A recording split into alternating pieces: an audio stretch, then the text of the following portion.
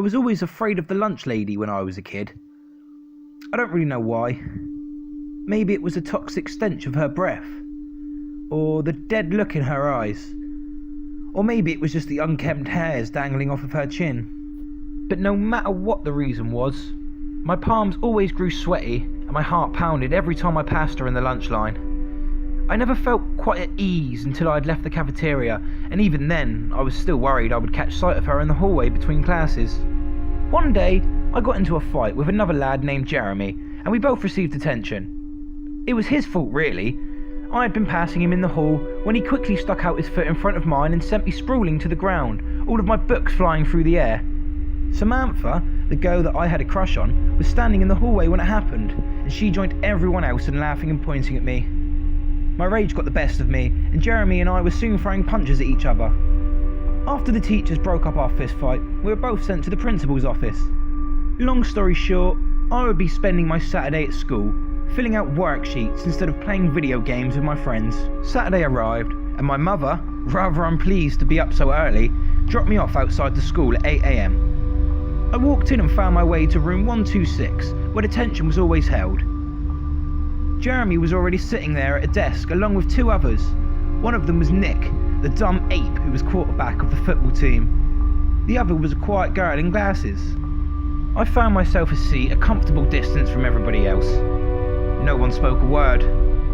The only sound in the room was the deafening tick of the clock. I quickly grew bored after a few minutes and spun around in my chair to face Jeremy. "Do you know who's running detention today?" "Kowalski, I think." "Mrs. Kowalski," I repeated. But Jeremy didn't have to affirm it. Immediately, the all too familiar odour of her breath filled my nostrils, and the hairs on the back of my neck stood straight up. Slowly, I turned around, and in walked the Lunchlady with a pile of worksheets under her arm. "Now you turds listen," she commanded in her thick accent. "I really didn't want to be here today, so I don't want any trouble. I'm going to pass out these worksheets, and none of you are going to make a peep. Understand?" Simultaneously, we all nodded our heads. "Good, because the first person to cause any trouble is going into the oven." She laughed heartily and left us alone in the room. I shuddered as I tried to shake off the image of her hairy chin and flabby arms.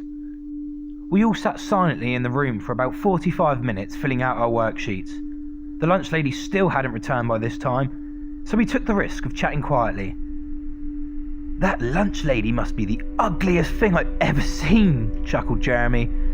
"I bet she's so hairy, when you take off her pants, you can't tell whether she's a man or a woman," Nick replied, snorting. No one laughed.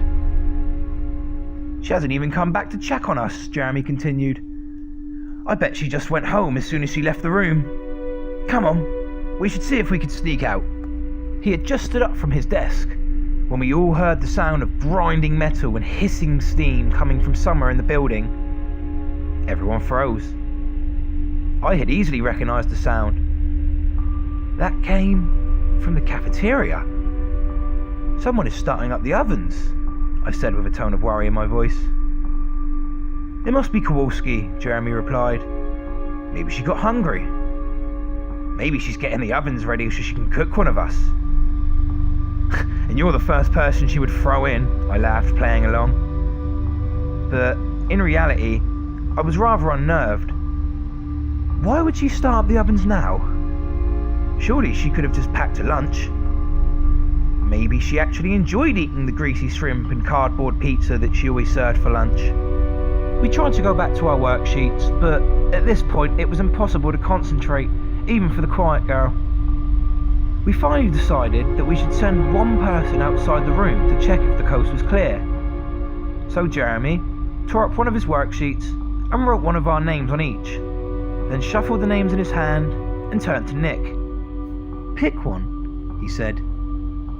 Nick took one of the pieces of paper, flipped it open.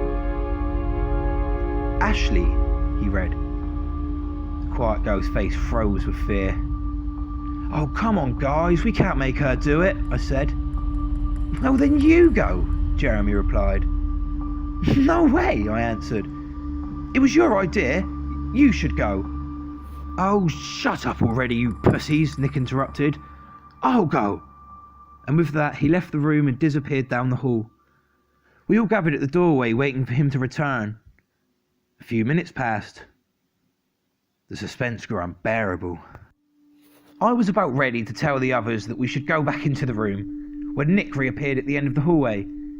He glanced over his shoulder and motioned us to come to him. Quietly, I shut the door behind me and we all tiptoed down the hallway, looking all about us. We finally reached Nick. "I've circled this whole part of the building and she's nowhere in sight. If we're quiet, I think we can make it to the front door without being noticed." "Let's do this," said Jeremy. He took the lead and the rest of us followed. Slowly, we made our way through the building, staying close to the walls and listening closely for approaching footsteps, the noise of the kitchen equipment still travelling through the halls. Finally, we reached the front door. "Let's get out of here," said Jeremy, and he pulled the door handle. The doors wouldn't budge. Not even half an inch. He kept pulling on them. They were stuck. "It's chained," whispered Ashley. "Let me try." Nick stepped up and grabbed the door handle, wrenching it back and forward furiously, the noise filling the hallway. "You idiot!" I cried through clenched teeth, dragging the oaf away from the door. "What do you think you're doing?" We all paused in silence, listening to see if she was coming. Sure enough, after a few moments we could hear faint footsteps coming down the hall. She was approaching swiftly. "Run!" I cried, and we all took off in different directions. Nick and the quiet girl headed left, while Jeremy and I went right. As we turned the corner, we could hear Ashley scream and the Lunchlady shout, "I've got ya!" We didn't bother to look back. "This way!" Jeremy called to me. I followed him as he turned down a smaller hallway and then came to a classroom. "We can hide in here," he said. We dashed inside the classroom and frantically searched for hiding places.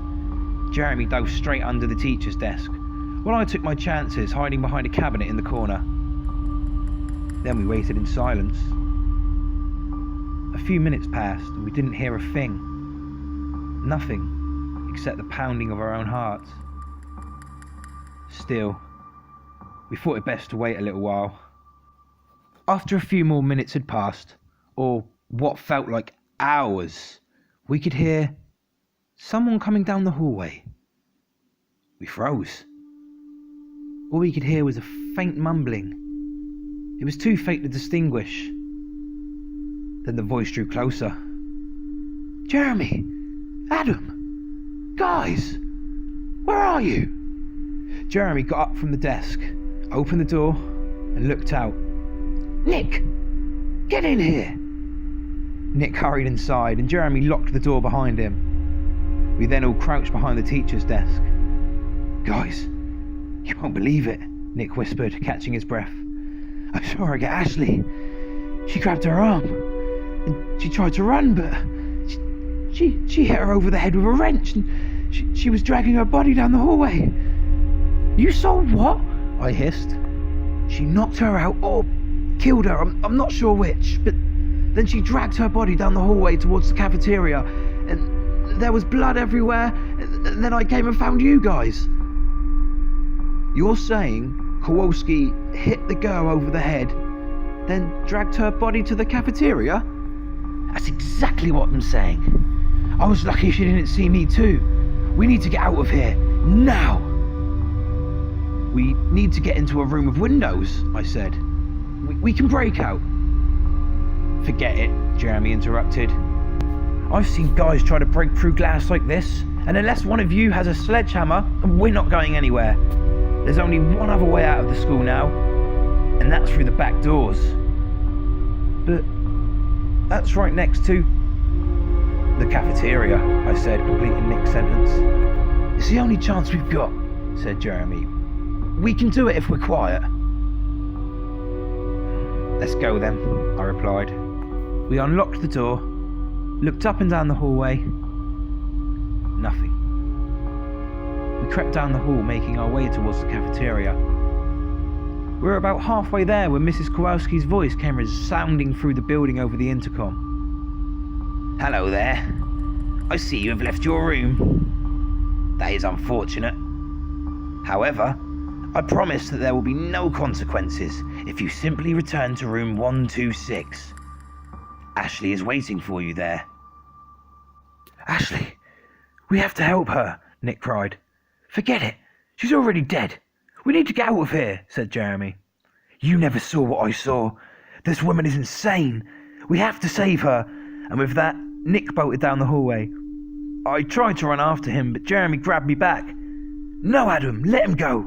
We need to leave, now." "Oh, what a moron," I muttered as we dashed through the halls. Within a minute, we heard Nick give a spine-curdling scream. I felt sick to my stomach. As we blitzed through the halls, I grew nauseous and it was becoming hard to maintain my balance. The hallway started spinning in front of me. I pushed on, wanting to vomit with each step I took. Then we turned a corner, and there it was. The back entrance. "We've made it," Jeremy cried. "Let's get out of here." Jeremy pulled on the door handles. Oh God, no. No! They were chained. We were trapped. I collapsed to the floor, exhausted, as Jeremy screamed, continuing to yank the doors back and forth. Meanwhile, I lay on the floor. The cool ground felt good against my burning cheeks. And then, out of the corner of my eye, I saw a pair of black boots appear at the end of the hallway. She had arrived. Jeremy was now wildly throwing himself at the doors. Slowly, she approached. Step by step, she was holding a bloodied wrench in her hand. This was it. It was all over. I closed my eyes, and the Lunchlady passed over me. I looked up. She brought the wrench down hard on Jeremy's head. He screamed in pain. She hit him again. His blood splattered the walls and ran all over the floor. Again and again and again she hit him. I vomited. Everything went black. I opened my eyes, and the lights made it hard to see at first. After a minute or so, my eyes adjusted. I was in the middle of the cafeteria. I looked down. I was tied to a chair. I squirmed about for a few seconds, but the rope was tight and I could barely move. Sighing, I gave up. No one else was in sight. I could still hear the sounds of the kitchen equipment running in the back. "Awake, eh?" her voice called out. I bent my head back and saw out of the corner of my eye that the lunch lady was preparing a meal in the open kitchen. "Give me another minute. Lunch is almost ready." I wriggled around a little more, but the ropes were as tight as ever. I then sat still, patiently waiting. After a minute or two, the lunch lady came over. She was carrying a plate covered with a napkin. "Did you have a nice nap?" she asked. I remained silent. She set the plate on a nearby table. "You know, I could have killed you too, but out of the goodness of my heart, I decided to spare you. And on top of that, I've even cooked you a delicious meal." Once again, I remained silent. "So what? I get no thank you? Is this how I'm treated for feeding you? Is this how I'm repaid for sweating away in a hot, dirty kitchen all day?" She paused. "I have worked this job for 19 years, and you turds are all the same. You come in line, you take your food, you walk away, and not one thank you. Just, ooh, she is smelly and weird. Forget that she cooks us a delicious meal. Well, that ends now. No more." I still remained silent. Then the lunch lady came behind me and pushed my chair to the table on which the plate sat. I didn't want to see what was on it. She unbound my arms so that I could only move them from the elbow up, and set a fork on the table next to the plate. "I have made you a delicious lunch. You will eat now." She pulled off the napkin, and I gagged. I had to turn away. Sitting in the middle of the plate was an enormous sausage, surrounded by cooked fingers, toes, eyes, and ears. "You eat," she commanded. No, I can't do it," I cried in agony, feeling sick evermore. "You eat, or I hit," she said to me, holding up the bloodied wrench. I looked at the plate again, and I nearly vomited. I can't," I cried. "I can't do it." She brought the wrench down upon my head. "Eat," she commanded once more. I picked up the fork, my head pounding with pain, tears streaming down my face as I cut off a piece of the sausage. I stuffed it into my mouth.